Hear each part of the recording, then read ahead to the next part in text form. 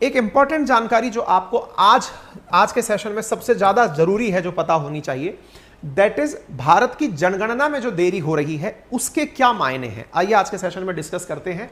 क्यों डिस्कस किए जा रही है, मैं आपको इसके पीछे की वजह बताता हूं। आपको कुछ दिनों पूर्व याद होगा, लगभग 1 महीने पहले 24 अप्रैल के दिन हमने एक सेशन किया था।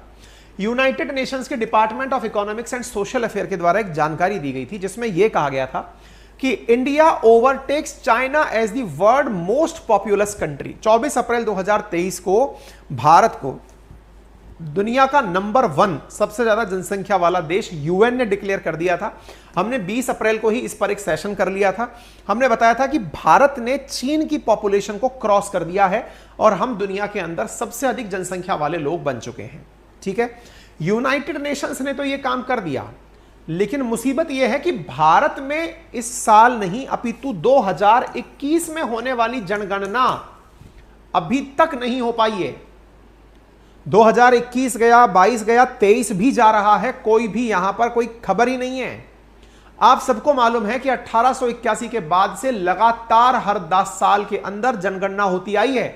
कितने लोग हैं, किस घर में रहते हैं, कौन सी किस प्रकार के वस्त्र पहनते हैं, ये सब जानकारी, मतलब जो भी उनकी निजी जानकारियां हैं, किस प्रकार का खान पान है, किस प्रकार की वेशभूषा है, किस सांस्कृतिक विचारधारा से हैं, जो भी सरकार को जरूरी लगता है वैसे तथ्य जुटाए जा सकते हैं। मतलब इतने बड़े लेवल के ऊपर मतलब जनगणना होती है, वो 10 साल से नहीं हुई, लेकिन अब उसमें 2 साल और जुड़ गए। 21 के बाद 22 गया, 23 गया, अभी तक जनगणना नहीं हो रही है। तो बड़ा सवाल यह है कि जनगणना ना होने के नुकसान क्या होते हैं, सरकार जनगणना क्यों नहीं कर रही है, जबकि यूएन ने डेटा दिया है। वो हो सकता है कि उनके द्वारा कैलकुलेटेड डेटा हो जो कि एल्गोरिदम पर बेस्ड हो। एल्गोरिदम से मतलब वो ये कैलकुलेशन करके चलते हैं कि 24 घंटे में इतने लोग पैदा हो रहे हैं, तो एक दिन में मतलब 1 महीने में इतने पैदा हो जाएंगे, 6 महीने में इतने, 1 साल में इतने। उस कैलकुलेशन के आधार पर यूएन ने डेटा दिया है। ओरिजिनल डेटा तो जब भारत सरकार जुटाएगी तभी जाकर बाहर निकलेगा। तो भारत की जनगणना में ये देरी क्यों हो रही है, इसके क्या परिणाम हो सकते हैं, क्या करना चाहिए, सभी बातें आज के सेशन में की जाएंगी। ठीक है, जैसा कि आप सभी जानते हैं कि डिले इन सेशंस क्यों हो रहा है, तो आपको ध्यान हो कि हर वर्ष मतलब 1881 के बाद से हर 10 साल के अंदर सेंसस होता है। जिस वर्ष सेंसस होना होता है उससे 2 वर्ष पहले ही तैयारियां शुरू हो जाती हैं, नोटिफिकेशन वगैरह जारी हो जाता है। 2019 में 2021 के सेंसस का नोटिफिकेशन जारी कर दिया गया था। नोटिफिकेशन जब जारी हुआ तो ऐसी स्थिति के अंदर जनवरी 2020 में एडमिनिस्ट्रेटिव बाउंड्रीज को फ्रीज कर दिया गया था। मतलब जब नोटिफिकेशन आउट होता है ना, कि जैसे अपने होता है ना, चुनाव जब होने वाले होते हैं तो उसके बाद में सभी प्रकार की आचार संहिताएं लग जाती हैं, आचार संहिता अनाउंसमेंट, डेट अनाउंसमेंट के साथ ही।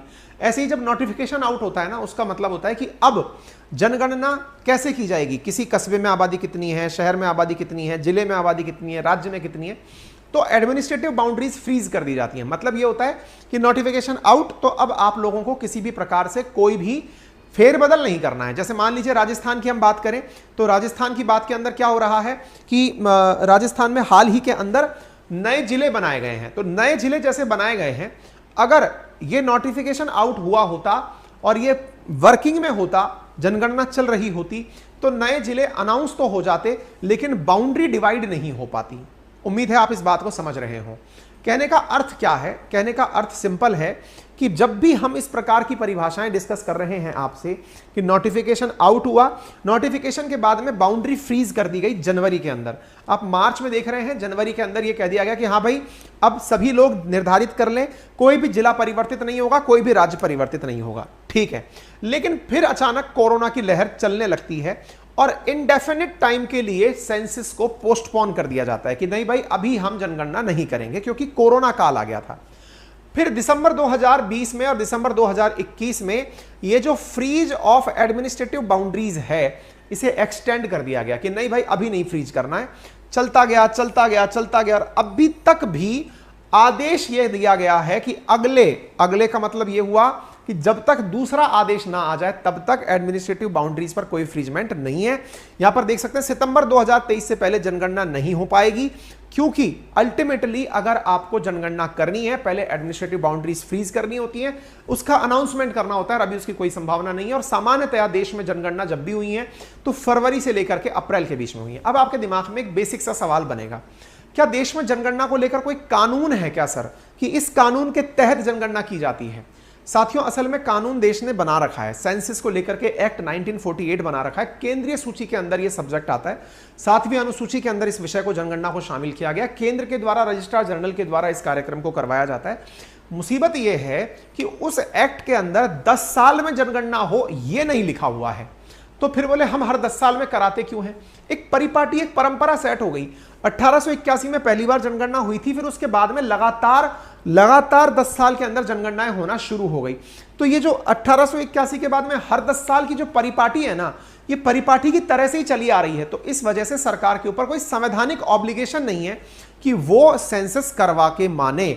साथियों, आपको मालूम होना चाहिए सरकार के साथ में दुविधा क्या उत्पन्न हुई कि 2023 में सरकार ने डिसाइड किया, जब कोरोना चले आ गया और पूरी तरह से नॉर्मलाइज सिचुएशन हो गई, कि हम डिजिटल सेंसस करेंगे। डिजिटल सेंसस का मतलब है कि जो भी जानकारी जुटाने जाएंगे उनके पास में इलेक्ट्रॉनिक गैजेट्स दे दिए जाएंगे, डिवाइसेस दे दी जाएंगी। वो घरों पर पहुंच करके लोगों के सारे डेटा इलेक्ट्रॉनिकली उसमें फीड करेंगे। वो डेटा जैसे ही एप्लीकेशन पर फीड करेंगे, वो सेंट्रल रिपोजिटरी में ऑटोमेटिक जाकर के फीड हो जाएंगे। यह प्रक्रिया करके डिजिटल सेंसस कराने का 2023 में प्रयास किया जा रहा था, लेकिन धीरे धीरे इसके अंदर चैलेंजेस पता चलने लगे। चैलेंजेस का मतलब यह हुआ, कई बार ऐसे क्षेत्रों में भी जाना पड़ सकता है जहां पर नेटवर्क ना चल रहा हो, इंटरनेट ना आ रहा हो। कई जगह ऐसी भी हो सकती है जहां इंटरनेट के साथ साथ आंधी, तूफान, अंधड़ जैसी चीजें आ गई हो, जहां पे सेंसस पॉसिबल ही ना हो, कुछ ऐसे क्षेत्र। तो सरकार ने फिर डिसाइड किया कि इस बार हम जो सेंसस करेंगे ये कंप्लीट डिजिटल सेंसस ना हो करके, जनगणना कंप्लीट डिजिटल ना हो करके डिजिटल प्लस मैनुअल यानी कि कागज पर होगी। तो इस प्रकार से चीजें हुई। अब सवाल बनता है कि अगर मान लीजिए एक बार के लिए कि जनगणना ना हो तो इसके नुकसान क्या होते हैं? भाई सबसे बड़ी बात यह है ना कि अगर ऐसी स्थिति ना हो तो नुकसान क्या होंगे।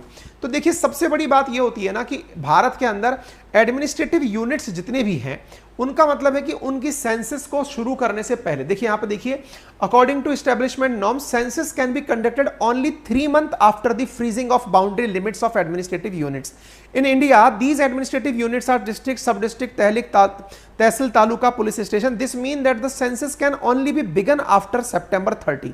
आज की डेट में अगर हम बात करें, आज आप कहां चल रहे हो? आज मई में चल रहे हो। जून, जुलाई, अगस्त और सितंबर, यानी जिस समय सरकार ने यह आदेश दे दिया कि बाउंड्री फ्रीज कर दो। बाउंड्री फ्रीज का मतलब है कि अब कोई भी परिवर्तन नहीं होगा, ना कोई नया पुलिस स्टेशन बनेगा, ना कोई नया जिला बनेगा, ना कोई तहसील बनेगी। उस आदेश के 3 महीने बाद आप कार्यक्रम शुरू कर सकते हो। सरकार की अभी तक कोई भी ऐसा बाउंड्री फ्रीज करने का आदेश नहीं आया है। इसका मतलब 30 सितंबर तक तो भूल जाओ, क्योंकि आने के 3 महीने बाद शुरू होता है, तो 30 सितंबर तक तो कुछ भी नहीं होने वाला है। ऐसी स्थिति में सरकार की ओर से अभी तक कोई भी फैसला नहीं लिया गया है। इस साल 30 जून तक इस जनसंख्या इसको बढ़ा दिया गया है। तो अब देखिए कब होता है ये सारी की सारी चीजें। अब 2024 में इलेक्शन है, तो उस समय नहीं हो पाएगा। अब सवाल बनता है कि नहीं हो पाता है तो नुकसान क्या होता है। अब उसके बारे में हम चर्चा करते हैं, ठीक है ना। चलिए, तो इसके बारे में मैंने आपको एक्ट बता दिया। कौन सा एक्ट है? सेंसस ऑफ इंडिया एक्ट 1948 है, जिसके अंदर हम इस प्रकार से काम करते हैं। कौन सी मिनिस्ट्री कराती है?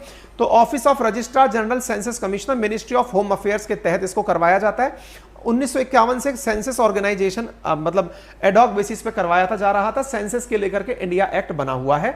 आर्टिकल 246 के अंदर यह विषय मेंशन्ड है, ठीक है। तो यहां तक ही हो गई। अब साहब, सेंसस का ना होना और डिले होने के साथ में जो सबसे बड़ी दिक्कत आती है वो क्या होती है? सबसे पहले, जब भी कोई सरकार नीति बनाती है ना, तो उन नीतियों को लागू करने में बड़ी दिक्कत आती है। जब सरकार को यही नहीं पता कि किस जिले में कितनी जनसंख्या निवास करती है, या किस राज्य में कितनी जनसंख्या निवास करती है, किस उम्र वर्ग की है, उसमें बुजुर्ग कितने हैं, महिलाएं कितनी हैं, पुरुष कितनी हैं, तो ऐसी स्थिति में आप पॉलिसी कैसे बनाएंगे, उनके लिए नीति निर्धारित कैसे करेंगे? तो चैलेंज सबसे बड़ा क्या है? फ्रेमिंग ऑफ पॉलिसी के अंदर सबसे बड़ा चैलेंज है। दूसरा, पॉलिटिकल मिस इंटरप्रिटेशन। ऐसी स्थिति में सबसे बड़ी दिक्कत किसके साथ होती है? हालांकि केंद्र सरकार ने स्पष्ट कर दिया है कि वो जातिगत जनगणना नहीं कराएगी, लेकिन एसटी एससी की जनगणना जरूर करवाती है। ऐसी स्थिति में उनका जो रिप्रेजेंटेशन मिलने की संभावना है उसमें भी परिवर्तन आ सकता है, क्योंकि जब उनकी संख्या में परिवर्तन होगा तो उनका रिप्रेजेंटेशन बढ़ भी सकता है। ऐसी स्थिति के अंदर सरकार के द्वारा जनगणना में जो देरी की जा रही है उसके बड़े नुकसानों के अंदर यह बड़ा नुकसान है। तीसरा, आप में से कई बार आपने देखा होगा कि बहुत सारे माइग्रेटरी वर्कर्स होते हैं जो एक जगह से दूसरी जगह जॉब करने जाते हैं। जॉब करने गए लोग कितने हैं, सरकार के पास कोई डेटा ही नहीं है, क्योंकि माइग्रेंट्स वर्कर्स का कोई डेटा इकट्ठा किया ही नहीं गया है। ये भी जनगणना से ही निकल कर आता है। जब सरकारों के द्वारा घर घर में सर्वे करवाए जाते हैं तब पता चलता है कि कौन कहां से आकर के काम कर रहा है। तो माइग्रेंट वर्कर्स का भी उसी से अंदाजा चलता है। ऐसी स्थिति में ये जितनी भी मुसीबतें आ रही हैं, इन सबको करना बहुत ज़्यादा ज़रूरी है। अगर जनगणना समय पर नहीं होगी तो पॉलिसी इंप्लीमेंटेशन में दिक्कत आएगी। जो लोग हैं जो कि मतलब अपेक्षित हैं सरकारी पॉलिसीज के लिए, बहुत ज़्यादा मतलब एक तरह से निर्भर हैं, उनको पॉलिसी इंप्लीमेंटेशन की चैलेंजेस से बहुत सारा नुकसान होगा। माइग्रेंट लेबर के बारे में सरकार के द्वारा जल्दी नीतियां नहीं बन पाएंगी। ठीक है, इसके फायदे हमको क्या मिलते हैं अगर जनगणना होती है? सबसे आसान फायदा होता है कि हमें एक ऑथेंटिक डेटा मिल जाता है। अभी हम यूएन के डेटा पर चल रहे हैं कि इंडिया की पॉपुलेशन नंबर 1 हो गई है। हमारे पास कोई अपना डेटा नहीं है, मतलब डोर टू डोर कंप्लीट किया हुआ डेटा हमारे पास नहीं है जिससे हमें पता चले। दूसरा, डिमार्केशन आसान हो जाता है। सरकार के द्वारा जिन्हें सहायता देनी है, अनुदान देना है, वो आसानी से इंप्लीमेंट हो जाता है। ये सारी चीजें हैं जो टाइमली बेनिफिट के रूप में निकल करके आती हैं। ठीक है ना, उम्मीद है आपको ये बात समझ में। क्या जातीय जनगणना होगी? नहीं, बिहार के अंदर जातीय जनगणना शुरू हो चुकी है, लेकिन सरकार के द्वारा, केंद्र सरकार के द्वारा जातीय जनगणना की मना की हुई है। ठीक है, भारत के अंदर पहली रेगुलर आजाद भारत के अंदर 1951 से शुरू हुई थी। उम्मीद है आप सभी जानकारी को ये समझ में आ जाए। ठीक है, फिलहाल के लिए इतना ही। अपना ख्याल रखें, बड़ों का सम्मान करें, छोटों को प्यार दें, अपना व्यक्तित्व इस प्रकार से विकसित करें कि महिलाएं आपके साथ सुरक्षित और सम्मानित महसूस करें। धन्यवाद।